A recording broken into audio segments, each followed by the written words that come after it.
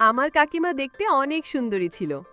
কাকা বিদেশ চলে যাওয়ায় কাকা বললেন আমি যেন কাকিমার খেয়াল রাখি, কাকিমার প্রয়োজনীয় জিনিসপত্র এনে দেওয়া, বাজার করা। আর তাছাড়া কাকিমা বাড়িতে একা থাকতে পারবে না, তাই আমি কাকিমার বাসায় থেকে আমি লেখাপড়া করতাম। একদিন কাকিমা বলল, তোকে একটা কথা বলতে চাই, যে কথা তুই কাউকে বলবি না, আমায় কথা দে। আমি কাকিমাকে বললাম, ঠিক আছে, কাউকে বলবো না। তারপর কাকি আমাকে যা বলেছিল তার শুনে তো আমার হুঁশ উড়ে গেল। বন্ধুরা, মূল গল্পটি শুরু করার পূর্বে তোমাদের কাছে ছোট্ট একটা রিকোয়েস্ট, তোমরা যারা এখনও আমার চ্যানেলটিকে সাবস্ক্রাইব করোনি তারা আমার চ্যানেলটিকে সাবস্ক্রাইব করে পাশে থেকো। কাকু বিদেশ যাওয়ার পর কাকির জীবনে এক ধরনের শূন্যতা তৈরি হয়। সংসারের সব দায়িত্ব যেমন কাঁধে এসে পড়ে, তেমনি মানসিকভাবে তিনিও বিপর্যস্ত হয়ে পড়েন। শঙ্কর, পরিবারের তরুণ সদস্য, লক্ষ্য করেন কাকি কিছুটা পরিবর্তিত হয়ে গেছেন। হয়তো ক্লান্তির কারণে বা একাকিত্বে তিনি রুমের দরজা খোলা রেখে ঘুমিয়ে পড়েন। মন খারাপ থাকে, কথাও কম বলেন। এক রাতে শঙ্কর অদ্ভুত এক শব্দ শুনে কাকির রুমে গিয়ে দেখেন তিনি ঘুমন্ত। পরদিন জিজ্ঞেস করলে কাকি হেসে বলেন, এসি না থাকে দরজা খোলা রাখলেই বাতাস আসে, আর এতে ঘুম ভালো হয়। শঙ্কর তবু মনে করেন কাকি হয়তো নিজেকে দুর্বল ভাবতে চাচ্ছেন না, তাই কিছু বলতে চাইছেন না। দিন যায়, কাকি আবার কিছুটা স্বাভাবিক হন। একদিন তিনি শঙ্করকে বলেন, মানুষ যখন একা হয় তখন সাহসী হতেই হয়। শঙ্কর উপলব্ধি করে সাহায্য মানে শুধুই কাজের হাত নয়, বোঝার জন্য পাশে থাকা। বজ্রসহ বৃষ্টি। এক রাতে কাকি বলেন, চা খেতে খুব ইচ্ছে করছে।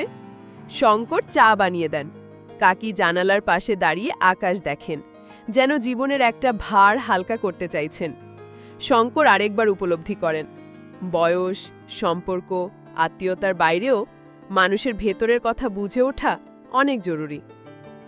কাকি বললেন, বাবা, তাড়াতাড়ি ঘরের দরজাটা বন্ধ করে আয়, বাতাসে ধুলোবালি আসছে। আমি তাড়াতাড়ি দরজা বন্ধ করলাম। তারপর যা ঘটেছিল তা জানতে ভিডিওটি প্রথম থেকে শেষ পর্যন্ত দেখুন। আমি গ্রামে বড় হয়েছি, কিন্তু স্বপ্ন ছিল ইঞ্জিনিয়ার হব। বাবা পড়াশোনার প্রতি খুব যত্নবান ছিলেন। স্কুল শেষ করে শহরে কলেজে ভর্তি হতে চাইলাম। শহরে আমার ছোট কাকু থাকতেন, তিনি ভর্তি করাতে নিয়ে গেলেন। কলেজটা শহরের নামকরা একটি প্রতিষ্ঠান। ভর্তি হয়ে আমি খুব খুশি। প্রথম দিনে শুভ্র নামে একজন বন্ধুর সঙ্গে পরিচয় হয়। আমি ভেবেছিলাম ছাত্রাবাসে থাকব, কিন্তু কাকু বললেন, আমার বাসায় থাক, কাকিমা তোকে মার মতো দেখবে। কাকিমা দরজা খুলে অবাক হয়ে বললেন, তুই শঙ্কর, এত বড় হয়ে গেছিস? তিনি হাসি মুখে বললেন, ভেতরে আয়, আজ তোকে নিজের হাতে রান্না করে খাওয়াবো। নতুন শহরে নতুন মানুষদের সঙ্গে শুরু হলো আমার জীবন।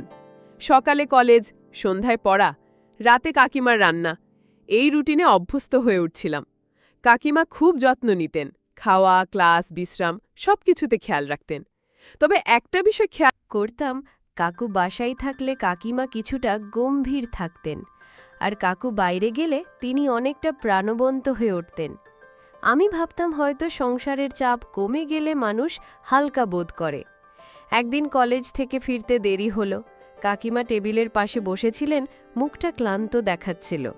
আমি বললাম, কাকিমা, আপনি আজ মনমরা কেন? তিনি একটু চুপ করে থেকে বললেন, শঙ্কর, তুই তো বড় হয়েছিস, কিছু কথা আছে যা কাউকে বলিনি, তুই শুনতে চাস? আমি অবাক হয়ে বললাম, কি কথা কাকিমা? তিনি বললেন, তোর কাকুর জন্য অনেক কিছু ত্যাগ করেছি, কিন্তু সে কি আমার জন্য কিছু করেছে? আমি চুপ করে রইলাম। তার কথায় এক ধরনের না বলা কষ্ট ছিল। কিছুদিন পর কাকিমা বললেন, তোর কাকা বিদেশে চলে যাওয়ার পর মনে হচ্ছে ঘরে যেন শান্তি ফিরে এসেছে। আগে সবসময় ভাবতাম কিভাবে সংসার সামলাবো, এখন বুঝি নিজের অস্তিত্বও গুরুত্বপূর্ণ। আমি বুঝতে পারলাম কাকিমা শুধু একজন গৃহিণী নন, তিনি একজন মানুষ যার অনুভূতি, আত্মসম্মান এবং নিজের জন্য ভাবার অধিকার আছে, যা আমার কাছে পরিষ্কার ছিল না। আমি বুঝতে পারছিলাম না কেন কাকিমা কাকু চলে যাওয়ার পর এতটা স্বস্তি পাচ্ছেন, আবার কেন এতটা দুঃখ কষ্টও ছিল তার মধ্যে। কিছুদিন ধরে আমি লক্ষ্য করছিলাম তিনি রুমের দরজা খুলে রেখে ঘুমাতেন। আমি ভেবেছিলাম হয়তো ভুল করে কাকিমা দরজা খোলা রেখেই শুয়ে পড়েছেন, কিন্তু পরদিনও একই ঘটনা ঘটল। আমি কিছুই বুঝতে পারছিলাম না। এক রাতে ঘুম থেকে উঠে দেখি কাকিমা রুমের দরজা খোলা রেখেছেন, অথচ আগে কখনো এমন করতেন না। আমি ধীরে ধীরে রুমের কাছে গিয়ে কিছুক্ষণ চুপ করে দাঁড়িয়ে থাকলাম। তারপর কাকিমাকে না ডেকে নিজের রুমে ফিরে এলাম। আমি জানতাম না কাকিমার জীবনে কী দুঃখ কষ্ট ছিল। পরদিন সকালে জিজ্ঞাসা করলাম, কাকিমা, রাতে তোমার ঘর থেকে একটা আওয়াজ পেয়েছিলাম। তিনি একটু চুপ করে থেকে বললেন, হয়তো টিভি বন্ধ করতে ভুলে গিয়েছিলাম, চিন্তা করিস না। কিন্তু আমি জানতাম তার ঘরে কোনো টিভি নেই। কথার মধ্যে যেন একটা রহস্য ছিল যা তিনি প্রকাশ করতে চাইছিলেন না। একদিন সন্ধ্যায় পড়াশোনা শেষে বললাম, কাকিমা, আজ অনেক ক্লাস ছিল, মাথা ব্যথা করছে। তিনি কিছু না বলে চুপচাপ আমার জন্য গরম চা বানিয়ে দিলেন। আমি লক্ষ্য করলাম সেই দিনের পর থেকে তিনি খুব কম কথা বলতেন। মাঝে মাঝে মনে হতো তিনি কিছু একটা ভাবছেন, কিন্তু মুখে কিছু বলেন না। একদিন জিজ্ঞাসা করলাম, কাকিমা, আপনি কি খাচ্ছেন, এত চুপচাপ কেন? তিনি একটু অদ্ভুতভাবে হাসলেন। আমি বুঝতে পারলাম তার মধ্যে একটা চাপা দুঃখ ছিল যা তিনি কাউকে বলছিলেন না। কাকু বিদেশে চলে যাওয়ার পর কাকিমা যেন বদলে গিয়েছিলেন। কখনো হাসতেন, কখনো চুপ থাকতেন, কখনো নীরবে চোখ মুছতেন। সবকিছু যেন এক অদৃশ্য ভারে ঢাকা ছিল। আমি ভাবলাম হয়তো কাকিমা তার জীবন থেকে কিছু হারিয়েছেন, কিন্তু সেটা কাউকে বুঝতে দিতে চান না। তার এই নীরবতা, এই অভিব্যক্তি সবই যেন এক গভীর গল্প বলে, যা শব্দে বলা যায় না। কিছুদিন পর একদিন রাতে আমি রুমে ঢুকতে গিয়ে শুনতে পেলাম কাকিমা হালকা গলায় কথা বলছেন। আমি ধীরে ধীরে গিয়ে শুনলাম তিনি নিজেই কথাগুলো বলছেন, যেন কাউকে কিছু বলতে চাইছেন, কিন্তু আমি তো কাউকে দেখতে পেলাম না। তাহলে কাকিমা কি একা একা কথা বলছিলেন? কাকিমার কথাগুলোর মধ্যে এক ধরনের দুঃখ ছিল। আমি বুঝতে পারলাম যিনি হাসি মুখে সংসারের সব দায়িত্ব পালন করছেন, তার ভেতরে হয়তো একটা গভীর কষ্ট লুকিয়ে আছে, যা তিনি কাউকে বলতে চান না। সেই রাতে আমি চুপচাপ রুমে ফিরে এলাম, কিন্তু কাকিমার কথা বারবার মনে আসছিল। কেন তিনি একা একা কথা বলেন? তার জীবনে কি এমন কিছু ঘটেছে যা তিনি কখনো কাউকে বলেননি? তার মনের ভেতর যে কষ্ট ছিল সেটা তখনও আমার কাছে পরিষ্কার হয়নি। একদিন সকালে দেখি কাকিমা অনেকটা চুপচাপ। তিনি সেদিন প্রায় কিছুই বলেননি, শুধু ঘরের কাজ শেষ করে একবার বাইরে গিয়ে এলেন। আমি জিজ্ঞেস করলাম, কাকিমা, আজকে কিছু হয়েছে? তিনি মাথা নাড়িয়ে বললেন, কিছু না শঙ্কর, তুই পড়াশোনায় মন দে, আমি ঠিক আছি। কিন্তু আমি বুঝতে পারলাম তার মুখে যে কষ্টের ছাপ ছিল সেটা কোনো দিনও মুছে যায়নি। আমি বললাম, আমি তো তোমার সন্তানের মতো, তুমি নিজেই বলেছ আমি তোমার ছেলের মতো। তাহলে মা হিসেবে তুমি আমার কাছে বলো, তোমার কি এমন কোনো দুঃখ আছে যা কাউকে বলতে পারছো না? অন্তত আমাকে বলো। কাকিমা শুধু বললেন, আমার কোনো দুঃখ নেই, তুই লেখাপড়ায় মন দে, আমাকে নিয়ে কারো ভাবার দরকার নেই। আমি কখনো ভাবিনি যে মানুষটা আমাকে নিজের সন্তানের মতো ভালোবাসেন, তার জীবনে এমন কোনো কষ্ট থাকতে পারে যা বাইরে থেকে কেউ বুঝতেই পারে না। আমি জানতাম না কাকিমা এতটা যন্ত্রণার ভেতর দিয়ে যাচ্ছেন। তার মনের গভীরে যে ভার ছিল আমি তা এখনো পুরোপুরি বুঝে উঠতে পারিনি। এ এক অদ্ভুত সময় ছিল। কাকিমা গত কয়েকদিন ধরেই বেশ চুপচাপ ছিলেন। আজ সকালে আবার তাকে রান্নাঘরে দেখে আমি কিছুটা অবাক হলাম।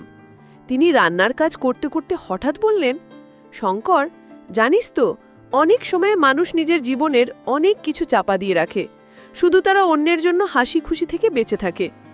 আমি অবাক হয়ে বললাম, কাকিমা, আপনি তো সবসময় এত হাসি মুখে থাকেন, আপনি তো কখনোই আমাদের দেখাননি যে আপনি অনেক কষ্টে আছেন। কাকিমা মাথা নিচু করে কিছুক্ষণ চুপ ছিলেন, তারপর বললেন, তুই তো মনে হয় বুঝতে পারিস না, আমার জীবনটা একসময় অনেক ভালো ছিল, কিন্তু সব কিছু যখন বদলে যায় তখন আমাদের কাছে কিছু স্মৃতি থাকে, কখনো কখনো কিছু দুঃখ কষ্টও থাকে যা কাউকে বলা যায় না। তার কথা শুনে আমি আর কিছু বললাম না, কারণ আমি বুঝতে পারলাম কাকিমার জীবনে অনেক গল্প রয়েছে যেগুলো আমি কখনো জানব না। তবে তার মুখে হাসি থাকলেও গভীরভাবে তার মনের ভেতরে অজানা এক যন্ত্রণা ছিল যা আমি কখনোই পুরোপুরি বোঝাতে পারবো না। আজ সকালে আমি খেয়াল করলাম কাকিমা একদম মুচকি হাসছেন, কিন্তু তার হাসির মধ্যে যেন একটা দুঃখ লুকিয়েছিল। কাকিমা হঠাৎ আমায় বললেন, আমি যখন তোর কাকুকে বলেছিলাম তুমি যদি চলে যাও তাহলে আমি বিশাল শহরে কিভাবে থাকব, তোর কাকু তখন বলল আমাকে গ্রামে রেখে আসবেন। তখনই কিন্তু আমি জানতাম আমাকে একদিন একাকী থাকতে হবে। সে চলে যাওয়ার পর থেকেই তার মনের ভেতর একটা বড় শূন্যতা তৈরি হয়েছিল। তবে এখন বুঝতে পারছেন হয়তো জীবনটা একাই চলা শিখতে হবে। মনে হচ্ছে দুনিয়াতে কেউ কারো নয়। আমি তখন বললাম, কাকু তো আর সারা জীবনের জন্য বাইরে চলে যাননি, কাকু তো বছরখানিক পরেই ফিরে আসবেন।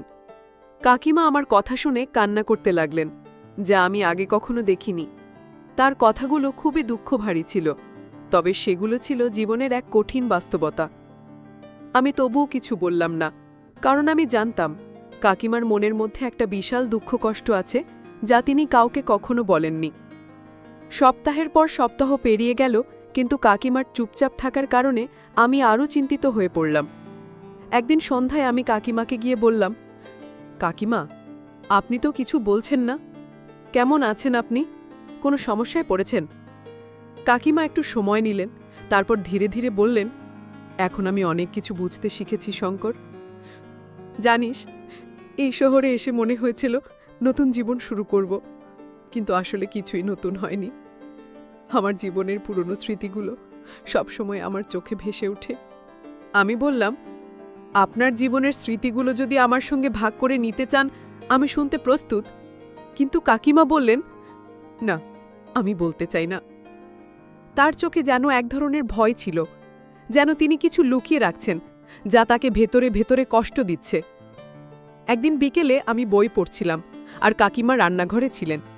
আমি খেয়াল করলাম তিনি আজ বেশ মনোযোগ দিয়ে রান্না করছেন, কিন্তু তার মুখে চিন্তার ছাপ স্পষ্ট। আমি রান্নাঘরে গিয়ে বললাম, কাকিমা, আপনি আজ একটু ভিন্ন দেখাচ্ছেন, কিছু চিন্তা করছেন? তিনি মুচকি হাসলেন, কিন্তু সেই হাসির আড়ালে ছিল এক অস্পষ্ট দুঃখ। তিনি বললেন, শঙ্কর, তুই পড়াশোনায় মন দে। জীবনের নানা দিক একসাথে নিয়ে চিন্তা করাটা খুব কঠিন। তোর বাবা কষ্ট করে টাকা রোজগার করে তোকে লেখাপড়া করতে পাঠিয়েছেন, তুই ভালো করে পড়াশোনা কর। আমাকে নিয়ে চিন্তা করিস না, ভগবান আমাকে ভালো রেখেছেন। আমি বুঝতে পারলাম তিনি কিছু লোকাচ্ছেন। আমি বললাম, আপনি তো আমাকে নিজের সন্তানের মতোই ভাবেন, তাই না? তিনি বললেন, অবশ্যই, তুই তো আমার ছেলের মতোই। আমার সংসারে তো তোর কাকু ছাড়া আর কেউ নেই। আমি বললাম, তাহলে আজ আপনি আমাকে বলুন, আপনার জীবনে এত দুঃখ কষ্ট কেন? কাকিমা তখন কথা ঘুরিয়ে বললেন, তোর পরীক্ষা কবে? আমি বললাম, জুন মাসের 6 তারিখ, এখন তো এপ্রিল চলছে। আমি বললাম, মে মাসের 7 তারিখ। কাকিমা বললেন, তাহলে তোর তো আর বেশি দিন নাই পরীক্ষার, ভালো করে পড়াশোনা করে গিয়ে। আমি তখন কাকিমাকে বললাম, কাকিমা, তুমি কিন্তু আমার প্রশ্নের উত্তর দিলে না। তিনি বললেন, তোর পরীক্ষা শেষ হোক, তারপর বলবো। আমি কাকিমার কথা মেনে নিলাম। মনে মনে সিদ্ধান্ত নিলাম, পরীক্ষার পর কাকিমার মনের কষ্টের কথাগুলো আমাকে জানতেই হবে। দেখতে দেখতে আমার পরীক্ষা চলে এলো। আমি মন দিয়ে লেখাপড়া শুরু করলাম। পরীক্ষা শেষ হওয়ার পর কাকিমাকে জিজ্ঞেস করলাম, আপনি বলেছিলেন আমার পরীক্ষা শেষ হলে আপনার দুঃখের কথা বলবেন, এখন বলেন। তখন কাকিমা কান্না ভেজা কণ্ঠে বললেন, আমার বিয়ে হয়েছে আজ থেকে 7-8 বছর হবে, কিন্তু আমার একটাও সন্তান নেই। আমি সেই কষ্টে সব সময় মন মরা হয়ে থাকি। আমার কোনো সন্তান নেই, এটাই আমার সবচেয়ে বড় দুঃখ। আমি কাকিমাকে সান্ত্বনা দিয়ে বললাম, কাকিমা, ভগবান যাকে খুশি সন্তান দেন, আবার যাকে খুশি কিছুই দেন না, তাই বলে কি ভগবানের ওপর রাগ করা যায়? আপনি চিন্তা করবেন না, আপনি নিজেই বলেছেন আমি আপনার সন্তানের মতো। আজ থেকে আপনি আমার মা, আমি আপনার সন্তান। তখন কাকিমা কান্না করে বললেন, সত্যি তুই আমার সন্তান, তুই আরেকবার আমাকে মা বলে ডাক। আমি কাকিমাকে জড়িয়ে ধরে বললাম, মা, আজ থেকে কাকিমা আমার মা আর আমি তার সন্তান।